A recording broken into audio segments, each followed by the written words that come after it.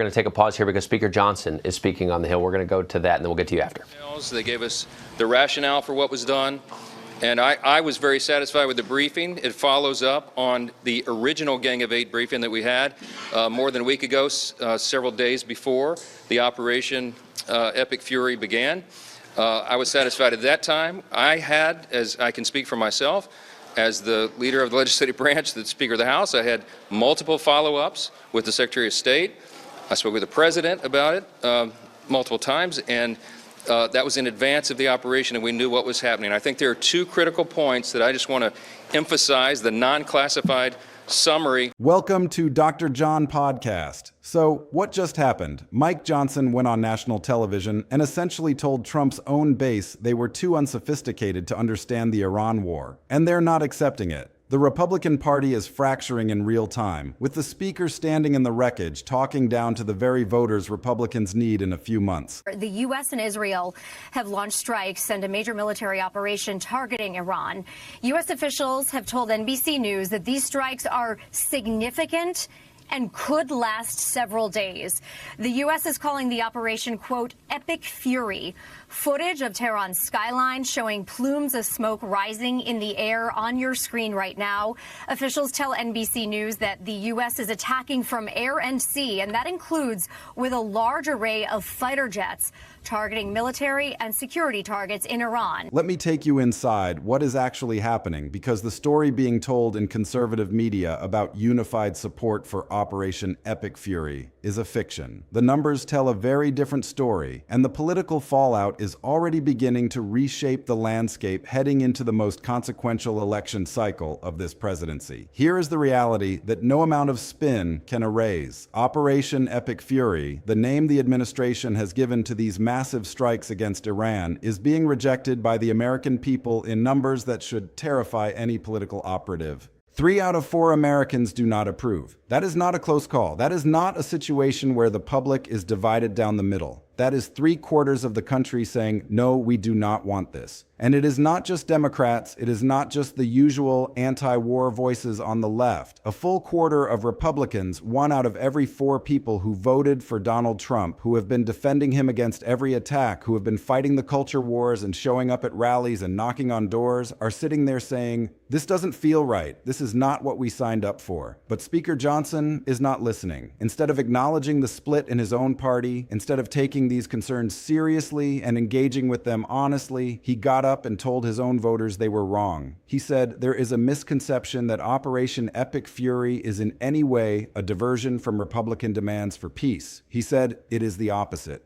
He is essentially arguing that bombing Iran is actually a path to peace. That strikes that half the country disapproves of are somehow promoting peace through strength rather than endless conflict. You have to understand what is happening here. This is not a president who campaigned as a hawk. This is not George W. Bush in 2002 selling the Iraq war to a country still traumatized by 9/11. Donald Trump campaigned for years on getting America out of endless Middle East wars. He said they drained resources. He said they divided the country. He said they cost American lives for nothing. He promised he was different. He promised he would not be the kind of president who got us into these quagmires. And now his supporters are watching massive strikes against Iran, and they are being told by the Speaker of the House that if they have questions, they simply do not understand. They are being told that peace is achieved through strength, that they need to trust the process, that they should stop undercutting national security by asking what the end game looks like. That is not how you keep a party unified. That is how you watch your majority collapse. Let me walk you through the polling data because it is genuinely brutal. Half the country disapproves of Operation Epic Fury. Only 1 in 4 Americans actually approves. That is a 50% disapproval rating against a 25% approval rating. Those numbers are not ambiguous. They are not the kind of numbers where you can argue that the public is split and you just need to make your case more effectively. Those numbers are a clear, unambiguous rejection. And again, it is not just Democrats. A quarter of Republicans are in the disapproval column. These are people who have been loyal to Trump through everything. They stuck with him through the investigations,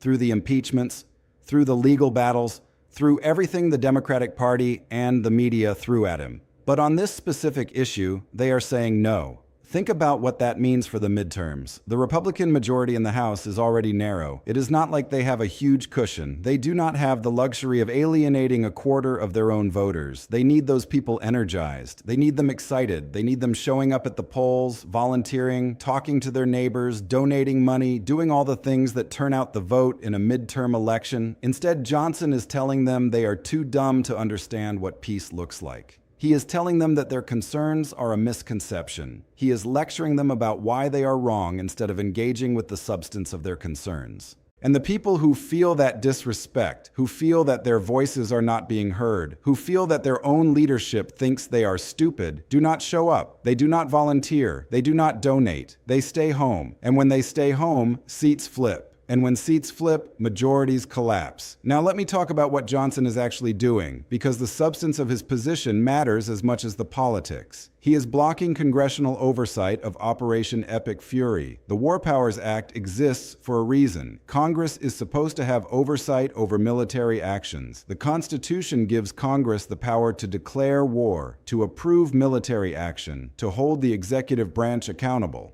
That is how the system is designed to work. Checks and balances, accountability, a president who commands the military but cannot unilaterally commit the country to war without congressional approval. Johnson is saying none of that matters. He is saying we cannot have oversight right now. We cannot have debate. We cannot question the military strategy. We just have to support it. We just have to trust the president. And he is making that argument at the exact moment when public approval is at 25%. He is making that argument when a quarter of his own party is opposed to the operation. He is making that argument while Democrats are already talking about impeachment. Think about the political positioning here. Hakeem Jeffries, the Democratic leader, is out there making the case that Trump has overreached, that he is ignoring Congress, that the checks and balances are broken. And normally, that is not a winning argument for Democrats. Normally, Republicans beat them on national security. They are the party of strength. They are the party that supports the military. They are the party that does not undermine the commander-in-chief during a conflict. But Trump has handed them an opportunity. He has launched a military operation that most Americans do not support. He has a speaker who is blocking oversight. He has a quarter of his own party saying this is wrong. And now Democrats can make the argument that the problem is not just the war itself, but the fact that the administration is refusing to let Congress do its job. That is a powerful argument, and it is one that could cost Republicans seats in the midterms. The split in the Republican Party is the most significant political development here, and it deserves more attention than it is getting. 25% of Republicans oppose Operation Epic Fury. That is a meaningful number. That is not a fringe. That is not a handful of never-Trumpers who were never going to vote Republican anyway. These are actual Trump voters. These are people who have been in the trenches fighting for this administration. They have been defending him on social media. They have been showing up at rallies. They have been the backbone of the party for the last decade. And now they are being told by their own leadership that they are wrong. They are being told they do not understand foreign policy. They are being told to shut up and trust the process. And they are not taking it well. They feel betrayed. They feel like the promises they were sold, the promises of getting out of endless wars, of bringing troops home, of focusing on America instead of the Middle East, were lies. They feel like they have been used. That is dangerous for any political party, but it is especially dangerous for a party with a narrow majority heading into a midterm election. You need your base to be unified. You need them to be energized. You need them to feel like they are part of something, like their voices matter, like their votes mean something. When you treat them with contempt, when you tell them they are stupid for having questions, you lose them. And when you lose them, you lose elections. Let me talk about what Johnson is not saying, because the silence is as telling as the words.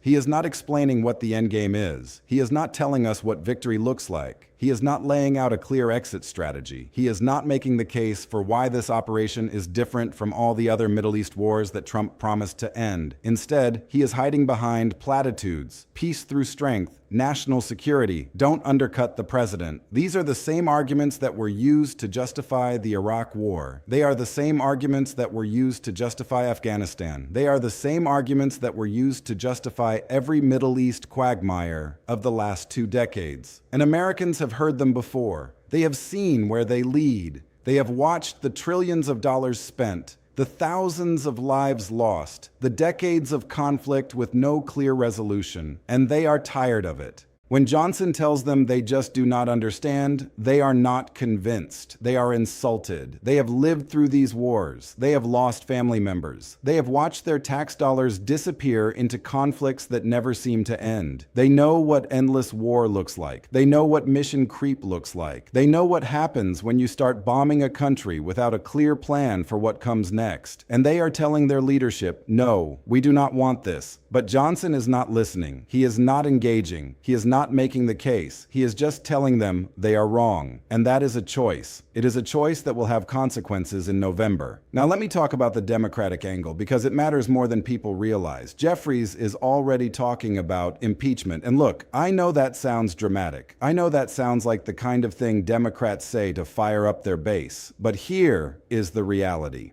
If Operation Epic Fury drags on, if casualties mount, if it becomes a bigger political liability, impeachment could become a real weapon. Not because Democrats have the votes to actually remove Trump, they do not. But because impeachment forces a public debate. It forces Trump to defend his actions in a serious way. It puts the issue front and center in the national conversation, and that could shift public opinion. It could move that 50% disapproval number even higher. It could turn Operation Epic Fury into the kind of issue that actually costs Republicans seats. It could become the Afghanistan withdrawal moment for Trump, except this is a war going forward instead of a chaotic exit. The political pain that impeachment would create, even if it does not succeed, is real. And Johnson is making it easier for Democrats to make that argument by blocking oversight and insulting his own party. When you have a speaker who is shutting down debate, who is refusing to let Congress do its job, who is telling his own voters they are stupid, you are handing the opposition a gift. You are giving them a story to tell. And that story is not about strength. It is about arrogance. It is about a leadership that does not care what the public thinks. It is about a party that has abandoned its principles. And that story resonates. Here is what comes next. The administration is not going to shut down Operation Epic Fury because the polls are bad. That is not how Trump operates. He is going to see this through to whatever his definition of victory is. But here is the problem. There is no clear definition of victory. There is no exit strategy. There is no end game. And tensions with Iran are only going to escalate. That is what happens when you strike a country without a plan. So Johnson is defending something that could become genuinely toxic. He is defending it while his own party is split. He is defending it while the public opposes it. And he is doing it by telling people they are too stupid to understand. That is not strategy. That is just bad politics. The midterms are coming. The Republican majority is narrow. The base is divided. And the speaker is making it worse. He is choosing party loyalty over listening to his own voters. He is choosing to defend the president at the expense of his own political standing. And in politics, that choice almost always comes back to haunt you. Let me break down the key points of where we stand. The polling on Operation Epic Fury is devastating. 3 out of 4 Americans disapprove. Only 1 in 4 approve. These are not numbers that can be spun or explained away. This is a clear majority of the country saying they do not want this war. A quarter of Republicans are opposed to the operation. These are not Democrats. These are not anti-war activists. These are Trump voters. These are the people who have been the party's most reliable supporters. And they are being told by their own leadership that they are wrong, that they do not understand, that they need to trust the process. Speaker Johnson is blocking congressional oversight. He is refusing to let Congress do its job. He is shutting down debate. And he is doing it at the exact moment when public approval is at 25% and his own party is split. This is creating an opportunity for Democrats. Jeffries is already talking about impeachment. The argument that Trump has overreached, that he is ignoring Congress, that the checks and balances are broken, is an argument that could resonate with voters who are already skeptical of the war. The Republican base is demoralized. When people feel disrespected by their own leadership, they do not show up. They do not volunteer. They do not donate. And in a midterm election with a narrow majority, that lack of enthusiasm could be enough to cost Republicans control of the House. There is no clear endgame. The administration has not defined what victory looks like. There is no exit strategy. And the longer this drags on, the more politically toxic it becomes. The promises Trump made to his supporters about ending endless wars are being broken. He campaigned on getting out of the Middle East. He campaigned on bringing troops home. He campaigned on focusing on America, and now his supporters are watching massive strikes against Iran and being told to shut up and trust the process. Johnson is not just failing to unify his party, he is actively alienating a significant chunk of it. And that is a choice. He could engage with the concerns of his voters. He could demand oversight. He could push for a clear strategy. Instead, he is telling them they are wrong, and that choice will have consequences. The midterms are the real test. A unified, energized Republican base could hold the majority. A divided, demoralized base could lose it. And Johnson is doing everything in his power to create division and demoralization. The real story here is not whether the war is right or wrong. That is a debate worth having. The real story is that Republican leadership is choosing party loyalty over listening to their own base. And in politics, that choice almost always comes back to haunt you. So here is where we stand. Speaker Mike Johnson has a choice in front of him. He can listen to his party, he can listen to the public, he can demand oversight and debate and strategy and an actual end game for this military operation. Or he can keep doing what he is doing. He can keep defending the war at all costs. He can keep insulting the people who question it. He can keep telling his own voters they are too stupid to understand. If he keeps doing what he is doing, he is going to find out what it is like to be a speaker with a collapsed majority. Because the people he is insulting, the people he is dismissing, the people he is telling to shut up and trust the process are the same people he needs to show up in November. And if they do not show up, if they stay home, if they decide that their own leadership does not care what they think, then the majority collapses. That is the real story, not the war itself, not the strikes against Iran, not the debate over peace through strength. The real story is a speaker who has lost touch with his own party, who is choosing arrogance over unity, who is blocking oversight instead of engaging with concerns, and who is setting his party up for a fall. We are going to be right here covering what happens next. Because the midterms are coming, the fractures are deepening, and the political consequences of this moment are going to be felt for a long time.